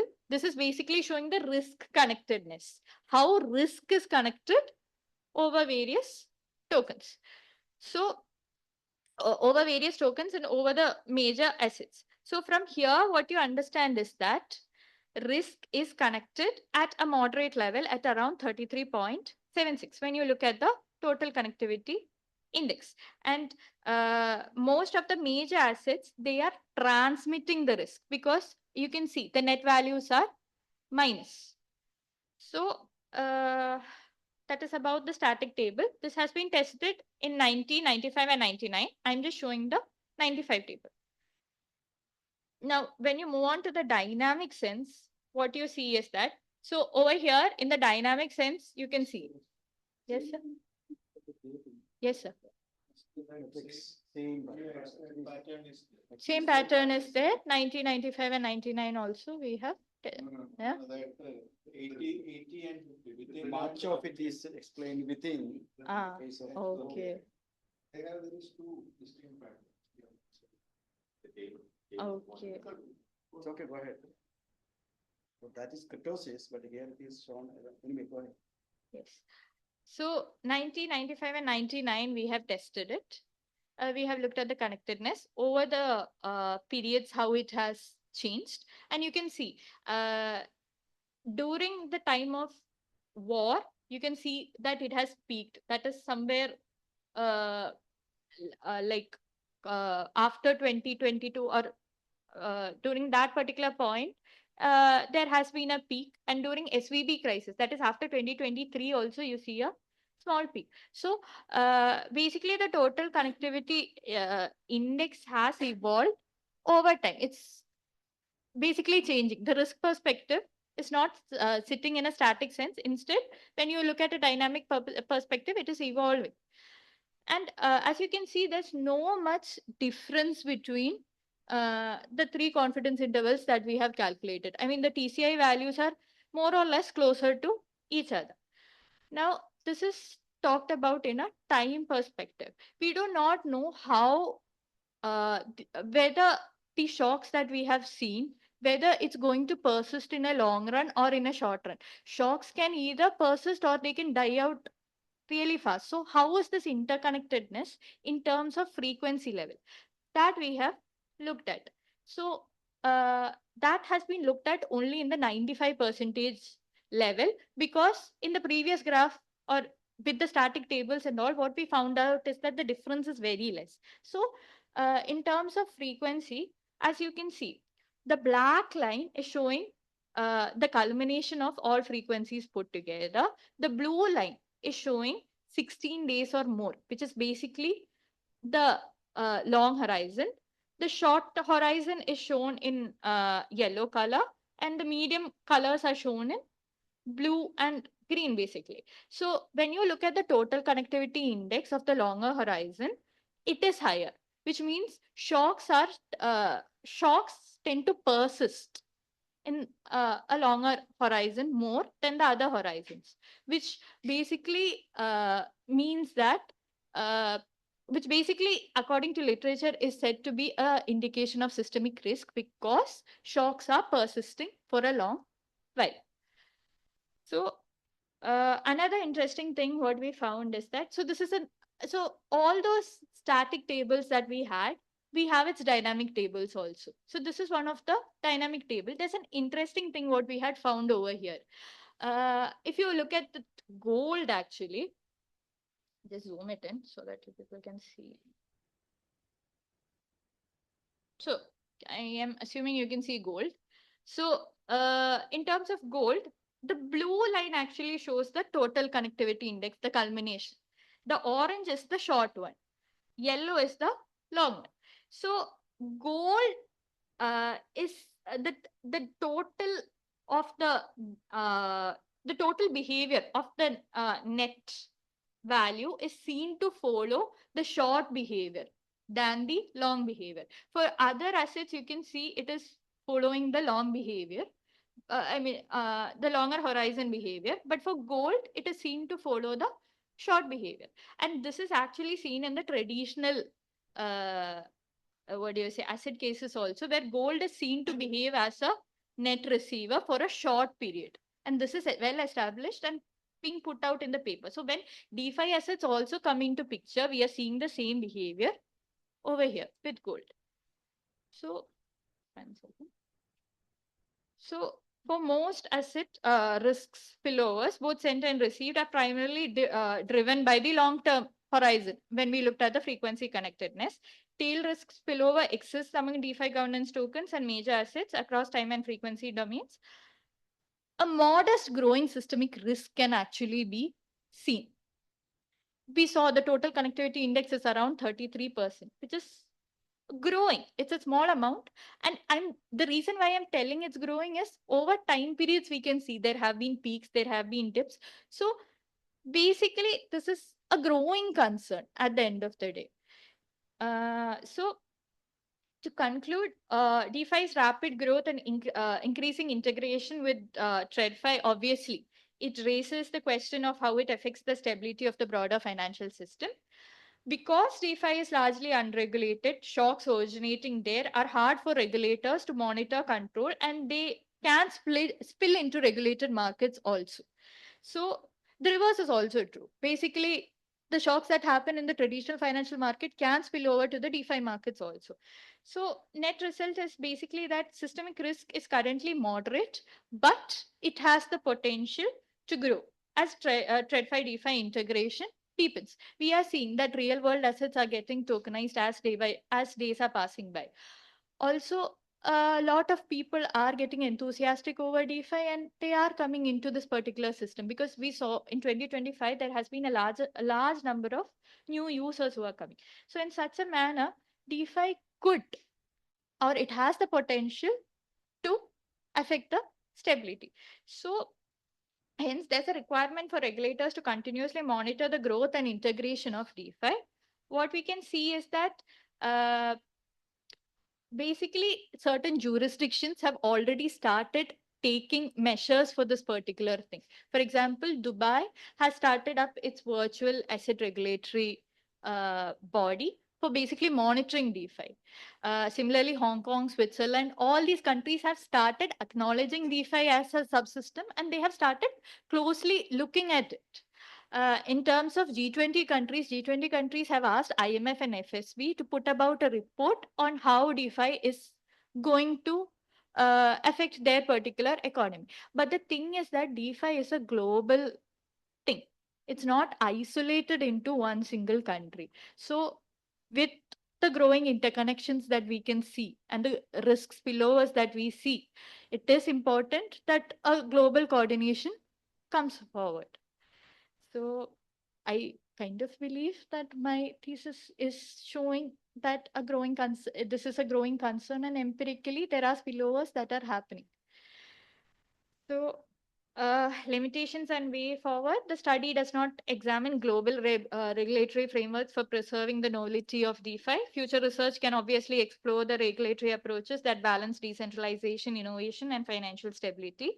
The impact of governance token concentration on DeFi's efficiency is not analyzed. Future studies can investigate how token ownership concentration, basically how the investor concentration can affect efficiency, can be looked forward in various studies. It does have an effect on the efficiency, but we are not looking at it at the current moment.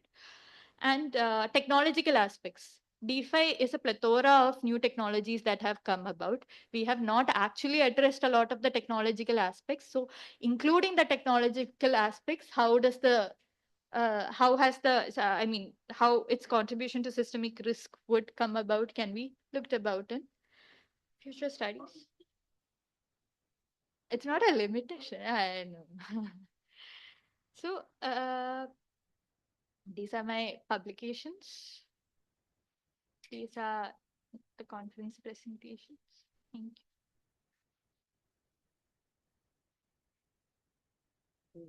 No. One thing is that you should practice how to present the thesis in a more coherent, clear manner. Some of the things you are raised at the conclusion, why this kind of a study is important should be coming upfront, rather than telling at the end, should be coming up why this kind of an issue is important. And I think your problems, we have to practice. Because I personally feel that in any thesis presentation, I repeat it here. If you are coming to talk for 30 minutes, 20 minutes, people will not know what exactly that bothers you. There should be a botheration for you. That botheration should be generating a fire in your belly. That should be the driving force. And that fire in the belly, that should be coming from your concern for someone. You have a concern for someone. Everyone should have a concern for someone. Better that is closer to the people who are paying your fellowship, paying the tax money. And that should be your concern. I know, friends, who would cry. They become emotional about they talk about their thesis. They become emotive because they are that's in their heart. They're concerned. So that should be in the because you have to live with this problem for 4 years. So congratulate you for your presentation. I think we can have a brief discussion. Anybody, because we have disturbed you. I never wanted to do that. No, it's okay, it's But I personally think that this is a lesson for others. You should always, in 3 minutes time, at least by 5 minutes time, everyone should be curious. Oh, wow, this is the problem. And they should be curious to know what is it she's going to say about it. And what we know about this problem so far, in your case, very little. And you can still say you are farm and others, but they have done something, but it's not. And again, interestingly enough is actually you are a financial sector person. You are saying about decentralization.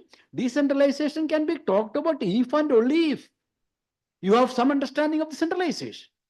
And what is it the decentralization brings differently from? And because you should not, your leading should not be only in terms of only I am decent, I don't know about that. So what I'm trying to say that okay, you should be able to put your problematic in an overall broader context. You have an interesting problem. I know it's a matter of presentation. You should practice it. Suppose you are going elsewhere. I suppose I am also a listener there. And 30 minutes, somebody asks you the same question which I asked you, I will be losing my face. I don't want to happen that not only you, I'm talking to everyone. Don't think that this is a learning place. This is a learning place. This I am telling everyone. No, don't think that I'm okay. Oh no, Meghna is bad. We are all great. No. Everyone should practice this. Everyone must practice it. So I think the floor is open. And also because this thesis is done because it's a pre-submission.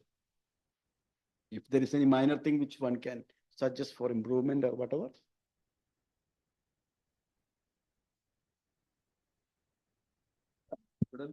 Can start, I think.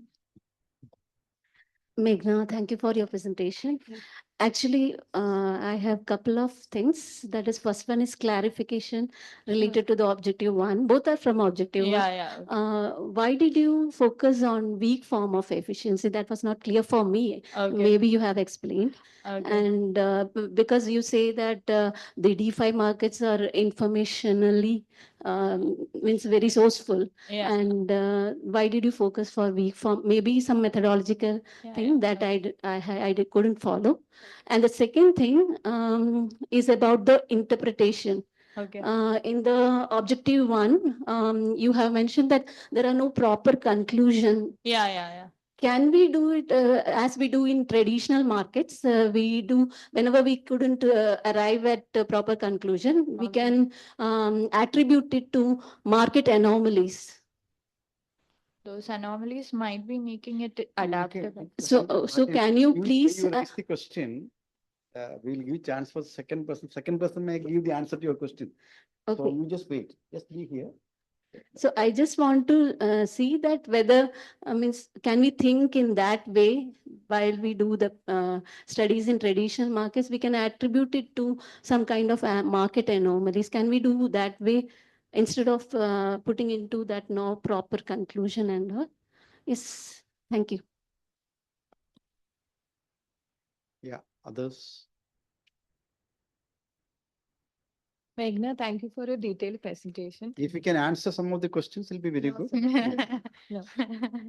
So one of your major suggestion came up was you need to monitor the system more efficiently, more Yes, seriously. yes. So who should be the actual regulators in this kind of a system? Is it the international monetary institutions? Because the entire system is decentralized, unlike the centralized traditional financial system. So in your opinion, who should be regulating the entire system? Very interesting question.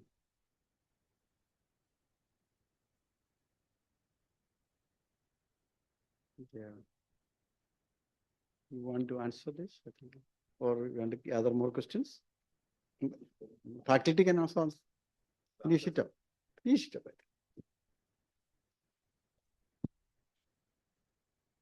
Congratulations, Meghna. And as far as the norm of gift is concerned, I think you have close, good friends here because you have got a lot of questions. Yeah. So most of the challenges that you faced right now in this presentation that could have been sealed if you had started from a proper motivation part. So whenever, I mean, as far as I know, whenever a research presentation or pre-submission or presentation related to the thesis is being made, it should start from the motivation part of it rather than from the conceptual and definitional part of it. So if you can frame the motivation jargon-free as far as possible, because your topic is having such a peculiar character, so jargon-free, then and proceed the research questions and gaps and existing literature in the proper place. And one more thing, posing your broader research question with as much as clarity. Okay, then you come to the conceptual and definitional part of it. Then it may follow the structure and you could have avoided the whole, discussion revolving around that. And one important thing which you missed out, I think, is the literature review part. So we couldn't see any major literature. I mean, in fact, you have cited in several places, but you haven't put it together. So what is already speaking about it and what is not. And one important thing is put across your gap very clearly. What is the persisting gap? Okay. So as far as I understand, the broader research question is like how it is influencing your financial stability or stability of the market. Yes. So how are you connecting each of your objective to that broader question that you posed, stability part? How efficiency is correlated or connected to the stability, how interconnectedness implications for the stability, and finally, the systemic risk, what you are quantifying, how it is a matter for the stability as a whole. Then coming to your first objective. So again, when you start an objective, I feel that you have to give a context of it instead of starting from the methods. So give a context and especially you have to mention that what exactly you are going to take care of that. Apart from stating your objective. So you have a overall framework for your thesis, that is good. But then for each objective, you should have a context. And then there you mentioned various kinds of, these units. But what is the nature of it by volume? I mean, you cannot just explain it through in terms of returns. So what is the overall nature of it by volume? And suppose if you say it in the traditional financial market, how do you say it? It's in the market capitalization and all those terms, right? So what actually these coins in terms of their concentration, volume, and investor, and like how much do you invest in one particular vertical and all those things. So I think that will sort out a lot of problems, and then people will understand that, which vertical needs to get proper focus or attention. And again, Indu's question is valid, the same question which came to my mind also. When you're talking about efficiency, like efficiency, what does it mean for a traditional market and a decentralized market, and why you are focusing on weak efficiency? That again has to be, digged more. Then comes to the return part of it. So efficiency, you are explaining it through returns. So what is the existing literature telling about it? Like, are there any other variables that they capture the efficiency through apart from the returns thing? And how do you properly justify it? Right. I mean, basically, when pharma's efficient market hypothesis and all, talking from the returns perspective only, but then upfront you have to make it clear that this is the variable that you are going to focus on. And fluctuations of the result, like fluctuations of returns, you have captured it through MF and DF.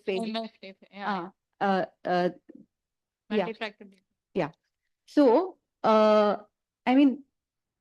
you mentioned that you have not, got any conclusive result. Okay.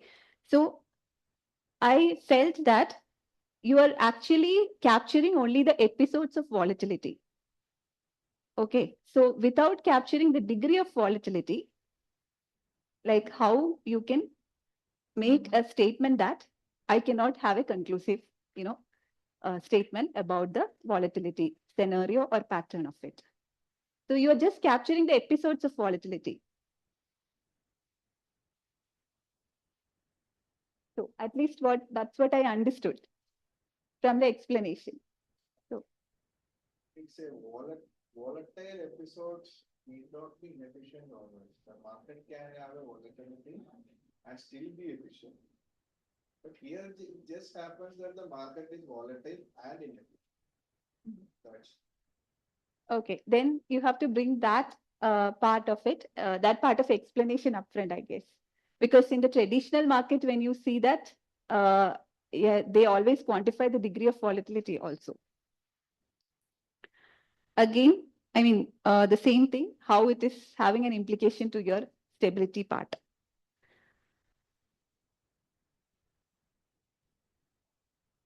One second. Then, second part is about the core movement, what you have explained, right? So again, the core movement result, how does it connect it to your stability? Okay. Right. Yeah.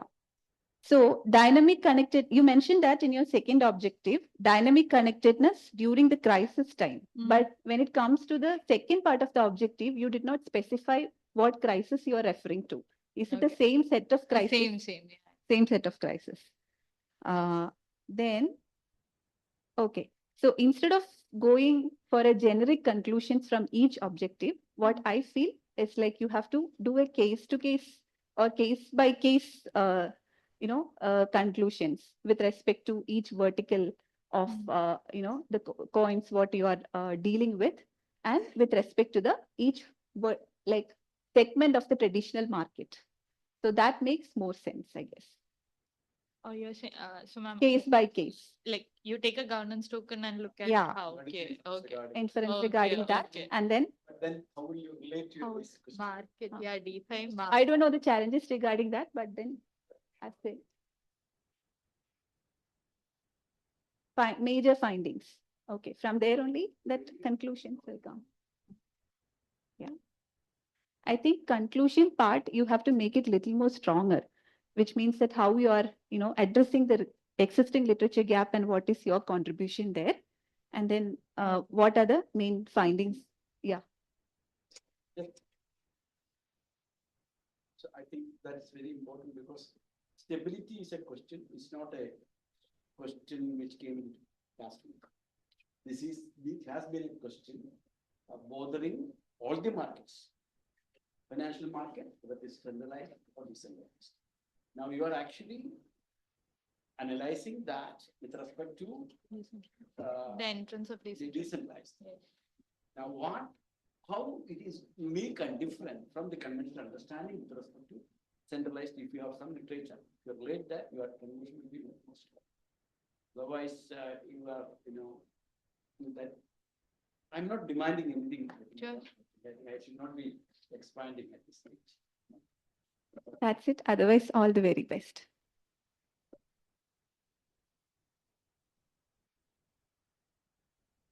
Meghna, thank you. And also thank you for actually putting up with my questions and not losing the flow. That's a very good sign. I don't want to comment on points that have already been raised, but I would like to make a couple of comments which are not specific to your thesis. In general, I think everyone should understand this. First point is theoretical underpinnings cannot come before you put the question. Without phrasing the question, how can you bring in the theory?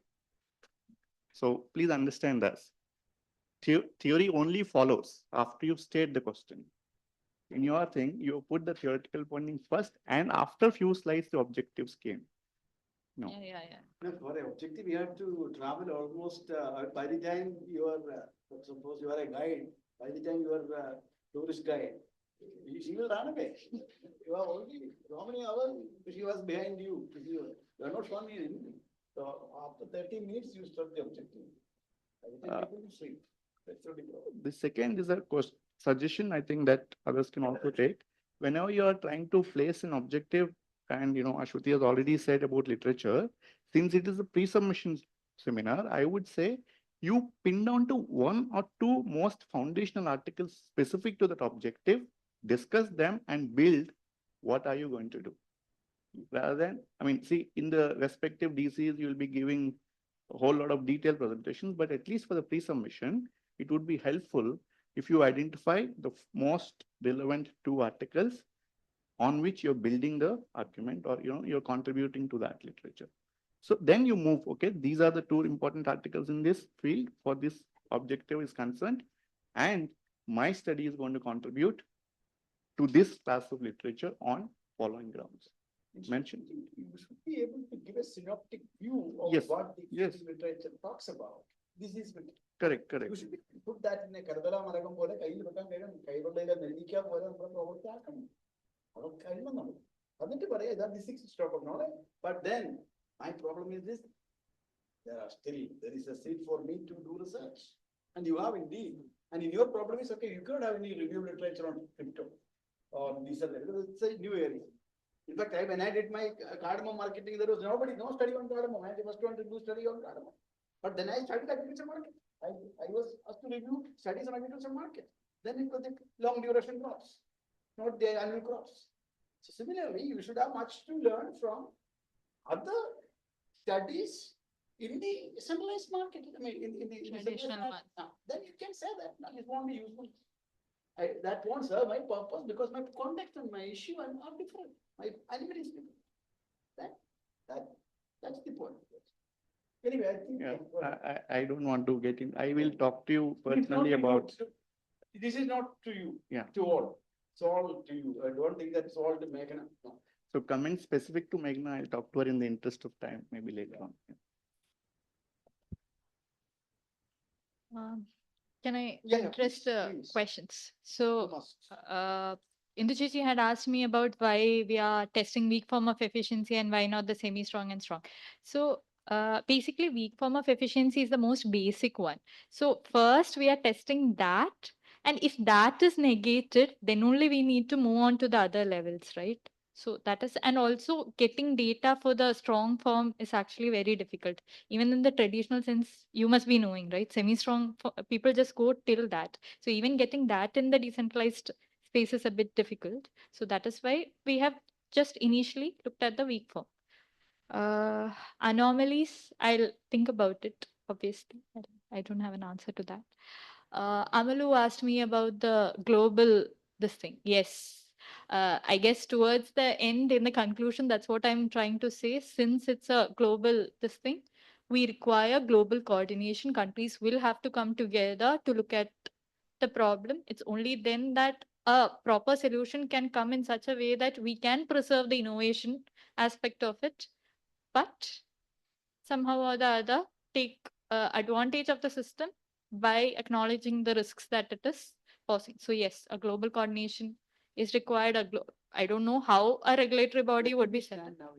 India. Where do we stand now? So currently Just only for information. no. Yeah. So currently, I think I was discussing this with my supervisors also yesterday. 3 or 4 days before, a parliamentary committee was set up where RBI was asked about the status about the virtual digital assets. Like, what is your state? So apparently, RBI said nothing.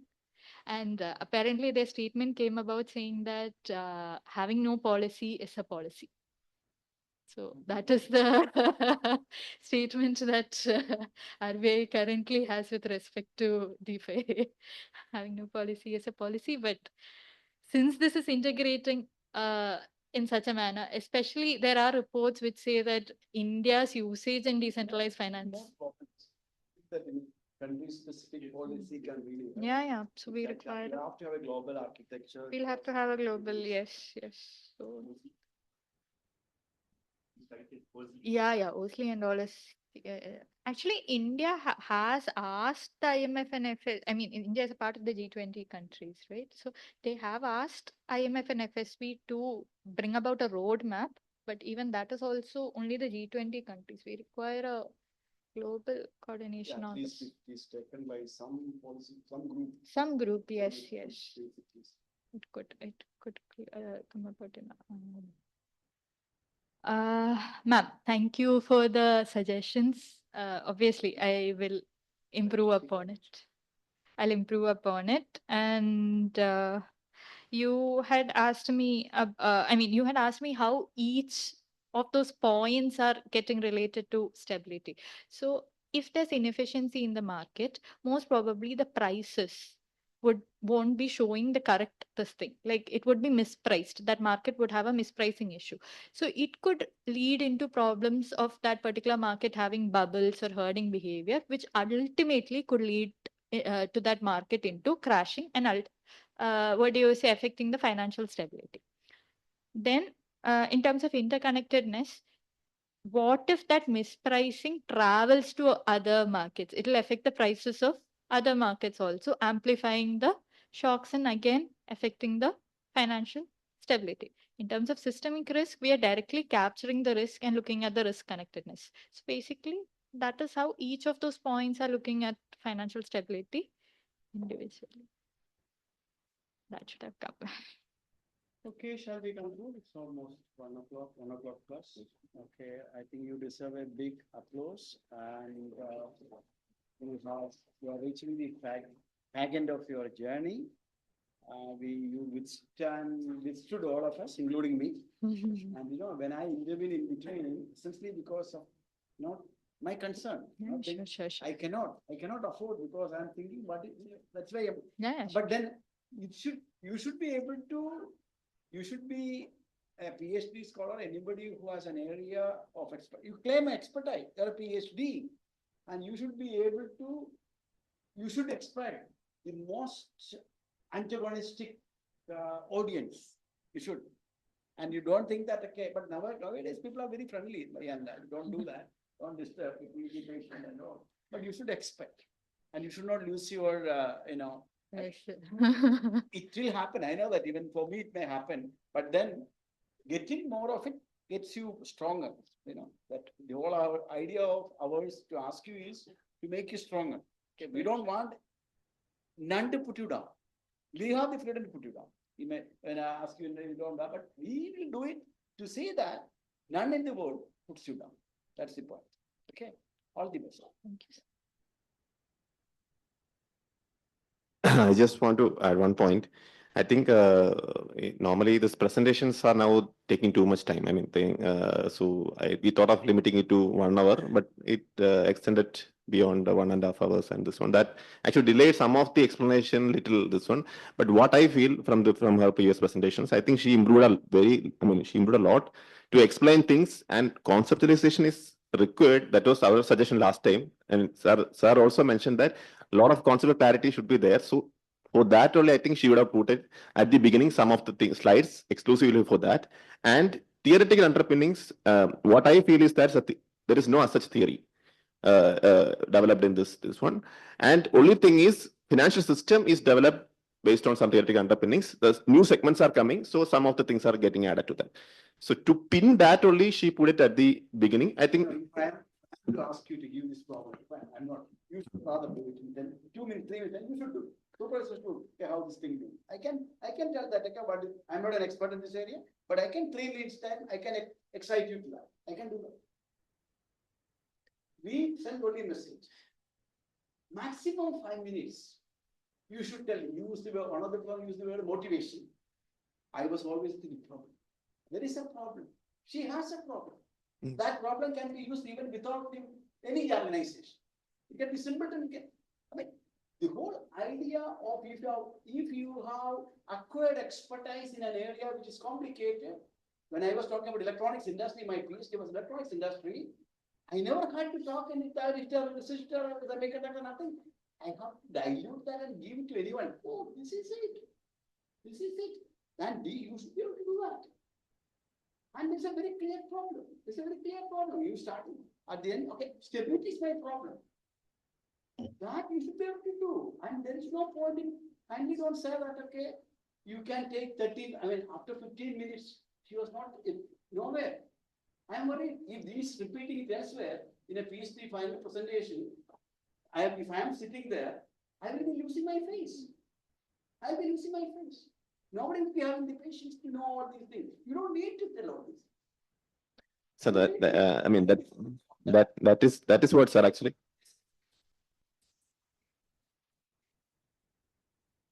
So a major financial sector innovation that has taken place in the 21st century as early as 1965 is the emergence of cryptocurrency, which you are aware of. This essentially is an idea of what essentially it means. as compared to the conventional which we did. And what is the central issue here? That can be said in 3 minutes time, 2 minutes time, you can say it. But sir, there we have to explain, no, what's the difference. Then you need to go to little bit concept, no, sir. That, yeah, that, no, Kiran, 1 minute. So that's what, sir. I mean, I agree with that. Last time when we present, I think some of the things, explanation should be there. That is the reason why she exclusively put some of the slides for that concept of clarity. Should not take more than say 5 minutes to tell your problem. It's important, sir. I think that is. 40 minutes is for the article. But when you are doing internal presentation, you can go on. But their submission should be highly professional, to the point, and it should be very professional. No, that protocol, I mean, we have to establish for all, I think. Now, I think when you are marketing yourself outside for a job seminar, where paper presentation, these are all very important things. You should be crisp, to the point, impressive, I mean, I don't know what I'll say because I don't know. I mean, it's okay. I think I'll stop here because I also take your point. You have to explain all those things. I take your point, but then you can't go for 1.5 hour presentation for a thesis. That's what one protocol we have to keep, because area-wise. Yeah, it's not a public transit thing. So some of the things I think we raised in all the presentations we raised. What is that? What is it? So that is the reason exclusively she kept 2-3 slides exclusively to explain the tokens, DeFi, and all these things. But then the core issue is, and there is no token after it. After it was not there later. There's no DeFi. There's no token. There is no blockchain when you talk. This is basically a stability question. It's a question of interconnectedness. It's a question of evolution. It's a question of static versus dynamic. That's all. So that is what. Anyway. So that this particular segment is growing, but it's not well established. But it is already established system, and what segment is adding to that. So that intricacies only she's bringing out. Yeah. So to reach that only, I think. You prepare another PowerPoint and make a presentation before you are, and then you listen. Today, see, in our time, there was no tricks possible. Today, you can make a presentation, record it, and see by yourself how it is. You can do that. You can do that. How much I will tolerate this person? They can present 20 minutes and the second. Yeah, the elevator talk, monthly 2 meetings, more point 3 minutes.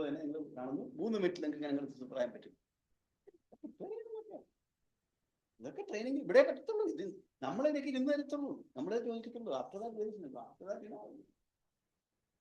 and we are paid to do that. That's why we are saying all these things.